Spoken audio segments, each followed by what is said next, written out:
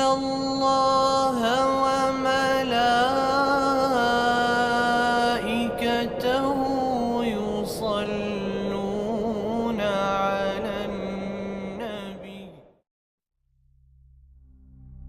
Pernah nggak sih kita mikir, gimana sih dunia ini sebelum Nabi Muhammad lahir?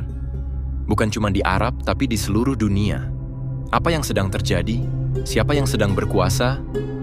Dan kenapa Allah memilih Arab, tempat yang bahkan dunia pun lupa menyebut namanya?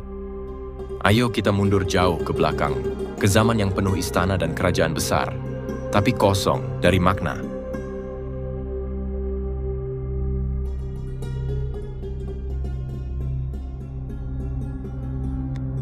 Dulu ada banyak kerajaan besar, Mesir, Persia, Romawi, Yunani. Mereka punya pasukan, punya pelabuhan, punya pelajaran. Tapi mereka lupa satu hal, hati manusia. Mereka punya kuil, punya dewa, punya upacara megah. Tapi itu semua cuma ritual. Tuhan tidak benar-benar hadir di hati mereka. Yang hadir hanya rasa takut. Takut pada raja, pada imam, pada patung. Dunia terlihat besar, tapi kosong.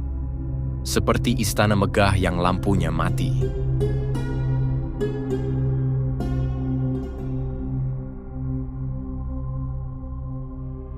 Tapi ada satu tempat yang bahkan nggak dianggap penting oleh dunia.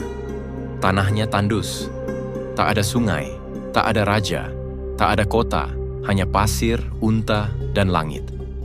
Tapi justru di sanalah Allah menyiapkan revolusi terbesar dalam sejarah manusia.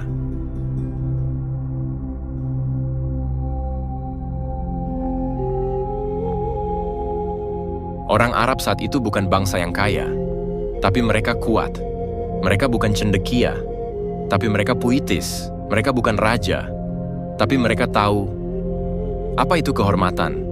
Satu kabilah dihina, bisa jadi perang.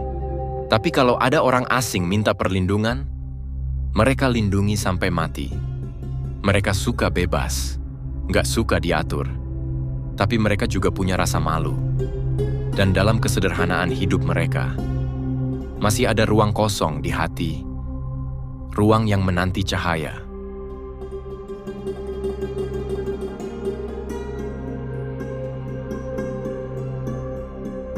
Masalahnya, mereka nggak tahu harus nyembah siapa. Jadi mereka buat berhala. Ada yang namanya Hubal, Lata, Uzza, Manat. Ada patung di Ka'bah. Ada juga yang disimpan di rumah-rumah. Sebelum pergi, mereka minta izin ke patung. Pulang, mereka sujud lagi. Mereka bilang, ini cuma perantara. Tapi nyatanya, Tuhan yang asli sudah terlupakan. Dan disinilah dunia benar-benar gelap.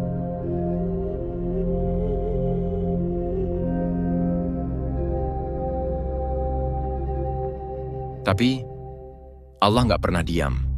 Saat dunia sedang mabuk kekuasaan, saat manusia sedang sibuk menyembah batu, Allah sedang menyiapkan cahaya.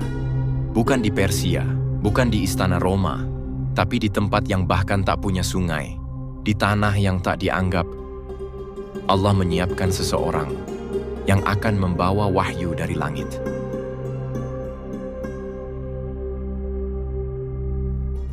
Jadi kalau kamu pernah merasa kecil, pernah merasa nggak dianggap, atau tinggal di tempat yang orang anggap nggak penting, ingatlah, Allah pernah menurunkan cahayanya di tengah padang pasir.